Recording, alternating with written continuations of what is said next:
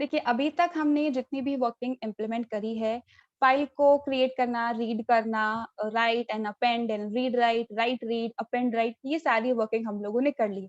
Basically file को कैसे open करना है, क्लोज करना है, हैंडल करना है, वो सारी चीज़ें हम लोगों ने देख ली। अब यहाँ पे जो हम वर्किंग करवा रहे हैं, वो वर्किंग है उस फाइल के अंदर जो डेटा प्रेज़ेंट है, उस पे, ठीक है? तो यहाँ पे जो प्रोग्राम मैंने इम्प्लीमेंट किया है, इस प्रोग्राम का जो बेसिक गोल है वो ये है कि फाइल के अंदर जितना भी डेटा प्रेजेंट है, यहाँ पे हमें नंबर ऑफ लाइंस कैलकुलेट करना है, नंबर ऑफ वर्ड्स कैलकुलेट करना है और टोटल कितने कैरेक्टर्स हैं इस फाइल के अंदर वो कैलकुलेट करना है। अब यहाँ पे जो फाइल मैं काम में ले रही हूँ दैट इज फाइल 3.txt। जो इम्प्लीमेंटेशन इस फाइल पे है वही सेम चीज रहेगी बाकी सारी फाइल्स के लिए भी, चाहे कितना भी डेटा उसके अंदर प्रेजेंट हो।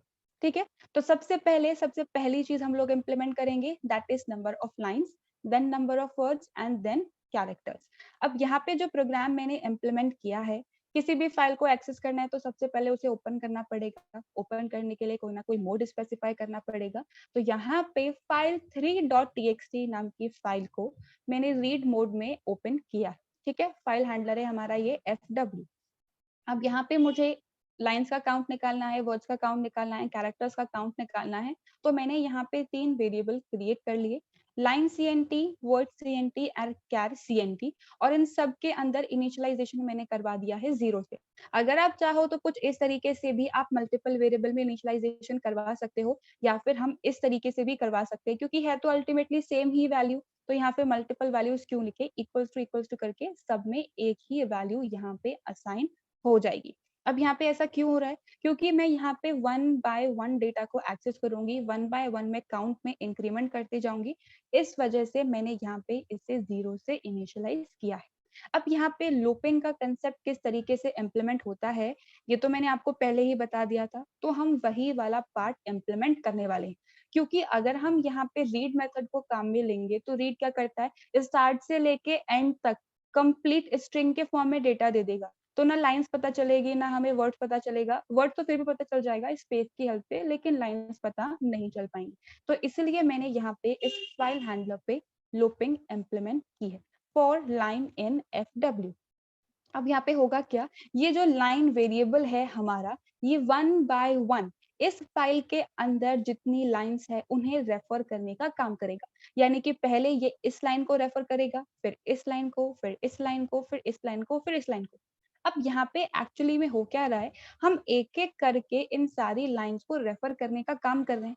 तो जैसे-जैसे लाइन को ट्रैवर्स हम लोग कर रहे हैं, वैसे-वैसे हम लोग इसका काउंट भी निकाल सकते हैं ना, बिल्कुल वैसे ही जैसे हम लोग स्ट्रिंग में करते थे। 0 से लेके लेंथ -1 तक का लूप चलाया। अगर अपर केस कैरेक्टर मिला है तो +1 कर दो, लोअर केस कैरेक्टर मिला है तो +1 कर दो। एक-एक करके हम लोग ट्रैवर्सिंग करते थे। तो यहाँ पे भी वही चीज़ है, एक-एक करके मैंने सारी लाइन्स को ट्रैवर्स कर लिया। जैसे-जैसे लाइन्स पे मैंने प्रोसेसिंग की है, वैसे-वैसे यहाँ पे हम इंक्रीमेंट कर सकते हैं। तो अब यहाँ पे जो हमारा लाइन वेरिएबल है, सबसे पहली बार जब लूप चलेगा, वो इस राम को रेफर करने का काम कर रहा होगा। तो मैंने यहाँ पे लाइन सीएनटी में कर दिया है +=1। तो इनिशियली इसके अंदर 0 है, 0 + 1 बिकम्स 1। तो यहाँ पे लाइन सीएनटी के अंदर करंटली अभी 1 स्टोर है। आगे की लाइन्स हम बाद में समझते हैं। मान लीजिए कि अभी यहाँ पे 3 लाइन एग्जिस्ट ही नहीं करती, सिर्फ यही 2 लाइन है। तो पहली लाइन हमने ट्रैवर्स कर ली, यहाँ पे इंक्रीमेंट हो गया। अब लाइन जो है वो दूसरी लाइन को रेफर करने लगेगा, यानी कि इस श्याम नाम की लाइन को रेफर करने लगेगा। तो फिर से यहाँ पे मैंने इंक्रीमेंट करवा दिया, तो 1 + 1 बिकम्स 2। सिमिलरली लाइन अब थर्ड लाइन को रेफर करने लगेगा, यानी कि इस GI वाली लाइन को रेफर करने लगेगा। तो 2 + 1 बिकम्स 3। तो अब लाइन काउंट के अंदर 3 प्रेजेंट है। सिमिलरली मान लीजिए यहाँ पे एक और इंक्रीमेंट होगा, तो यहाँ पे 4 हो जाएगा। फिर एक और इंक्रीमेंट होगा तो 5 हो जाएगा। तो कुछ इस तरीके से हम यहाँ पे लाइन का काउंट कैलकुलेट कर सकते हैं। एक-एक करके हम लाइन पे ट्रैवर्सिंग करके उसका काउंट पता लगा सकते हैं। अब यहाँ पे एक और चीज़, मान लीजिए कि यहाँ पे राम के बाद एक एंटर मतलब एक ब्लैंक लाइन होती है और उसके बाद श्याम लिखा हुआ होता है। यहाँ पे तो सारा डेटा मेरा कंटीन्यूअस है एक के बाद एक लाइन में, लेकिन बीच में अगर कहीं /n है, आपने एंटर दे रखा है, गैप है और फिर डेटा है, तो ये /n को भी काउंट करेगा। मान लीजिए राम के बाद यहाँ पे एक एंटर वाला पार्ट होता है, एक ब्लैंक लाइन होती है और फिर श्याम लिखा हुआ होता है। तो ये ऑन टोटल हमें 6 एज अ इंटीजर जो हमारे पास में आउटपुट आता, क्योंकि इसने स्लैश एन को भी काउंट किया है लाइन के अंदर। तो यहाँ पे अगर स्लैश एन वाला पार्ट है तो वो भी काउंट होगा, नहीं है तो हमारी नॉर्मल डेटा काउंट हो ही रहा है। अब मान लीजिए इस रिया के बाद में आपने 3-4 स्पेसेस दे दी, तो 5 लाइन्स तो हमारी ये हो गई, स्पेसेस नहीं सॉरी एंटर आपने दे दिया है। अब यहाँ पे 4 एंटर आपने मान लीजिए दे दिए हैं, तो 5 + 4 हमारे पास में 9 आएगा टोटल लाइन्स का काउंट, क्योंकि स्टार्ट से लेके एंड तक जितनी भी लाइन्स हैं ये उन्हें ट्रैवर्स करने का काम करेगा, चाहे उसमें डेटा हो या डेटा नहीं हो। ट्रैवर्सिंग तो हमारी बिगनिंग से लेके एंड ऑफ द फाइल तक ही होगी, यानी कि जहां पे लास्ट में हमारा कर्सर पहुंचेगा वहां तक। अब ऐसा क्यों हो रहा है? ऐसा इसलिए हो रहा है because slash n enter is also a character. तो यहाँ पे अगर आपने स्पेसिफिकली एंटर प्रोवाइड कर रखा है तो वो भी लाइन में काउंट होगा। That is the very first part of the program, line count.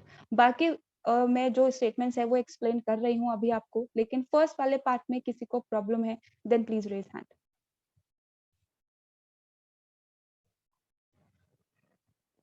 Next next जो क्वेश्चन का पार्ट है दैट इज वर्ड का काउंट।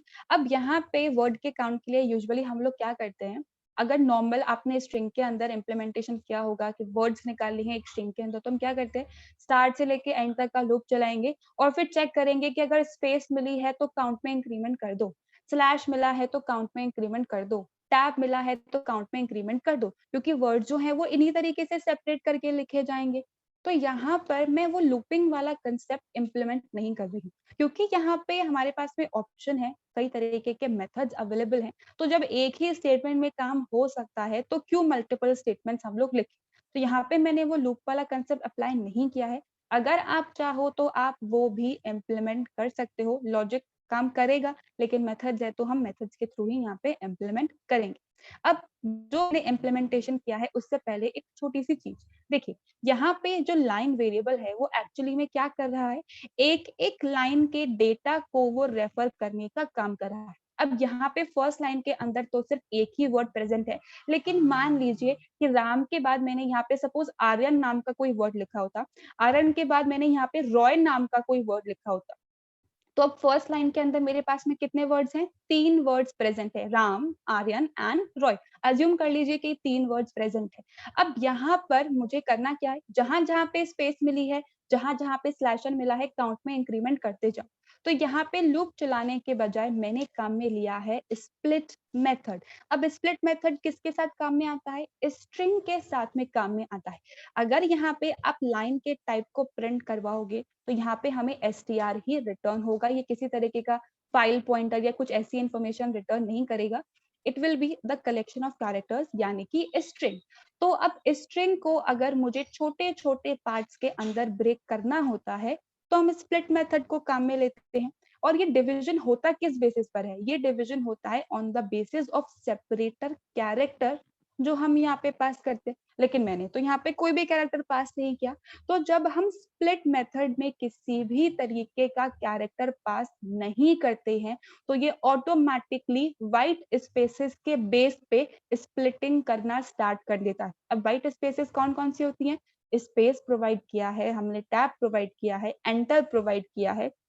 जितनी भी व्हाइट स्पेसेस हमारी इस स्ट्रिंग के अंदर प्रेजेंट होंगी उसके बेसिस पर हमारी जो स्ट्रिंग है वो ब्रेक होना स्टार्ट हो जाएगी छोटे छोटे पार्ट्स के अंदर। अब यहाँ पे एरे जो है वो डायरेक्टली सपोर्टेड नहीं होता है, तो अगर स्ट्रिंग को ब्रेक करते हैं तो यहाँ पे जितने भी वर्ड्स होंगे, जितने भी एलिमेंट्स होंगे, वो सारे हमें लिस्ट के फॉर्म में कंबाइन होके मिलेंगे। तो इसे मैंने असाइन करवा दिया है वर्ड्स नाम के वेरिएबल के अंदर। तो अगर आप वर्ड्स का टाइप प्रिंट करवाओगे तो यहाँ पे हमें लिस्ट प्रिंट होगा। अब यहाँ पे मैंने इसे काम में क्यों लिया है, मुझे बेसिकली यही तो चेक करना है कि अगर स्पेस है तो इंक्रीमेंट कर दो, अगर टैब है तो इंक्रीमेंट कर दो, स्लैशन है तो इंक्रीमेंट कर दो। तो अलग अलग कंडीशन लिखने के बजाय मैंने स्प्लिट मेथड को काम में ले लिया। अब यहाँ पे होगा क्या, जितने भी वर्ड्स हमारी इस स्ट्रिंग के अंदर प्रेजेंट है, हर एक वर्ड लिस्ट के अलग अलग इंडेक्स पे जाके स्टोर हो जाएगा। यानी कि यहाँ पे जो राम नाम का वर्ड है वो 0 इंडेक्स पे चला जाएगा, जो आर्यन वर्ड है वो फर्स्ट इंडेक्स पे, और जो रॉय वर्ड है वो सेकंड इंडेक्स पे। तो यहाँ पे जितने भी वर्ड्स हैं वो लिस्ट के अलग अलग इंडेक्सेस पे पहुंच गए। अब मुझे करना क्या है, मुझे इन वर्ड्स का काउंट निकालना है। और वर्ड्स कहाँ प्रेजेंट है? वर्ड्स लिस्ट के अलग अलग इंडेक्सेस पे प्रेजेंट है। तो यहाँ पे मैं क्या कर सकती हूँ, मैं सिंपली यहाँ पे लिस्ट की लेंथ निकाल सकती हूँ। तो जो लिस्ट की लेंथ आएगी उतने ही तो हमारे पास में वर्ड्स है। लिस्ट के अंदर 3 एलिमेंट्स है, 0, 1 और 2 इंडेक्स पे, और वही तो हमारे पास में टोटल वर्ड्स भी हैं, राम, आर्यन एंड रॉय। तो यहाँ पे मैंने इस स्ट्रिंग को ब्रेक करके लिस्ट में कन्वर्ट किया, और उसके बाद मैंने यहाँ पे लेन मेथड की हेल्प से इस लिस्ट के अंदर जितने भी एलिमेंट्स प्रेजेंट है उनका काउंट निकाला, और वर्ड CNT के अंदर प्लस इक्वल्स टू करवा दिया।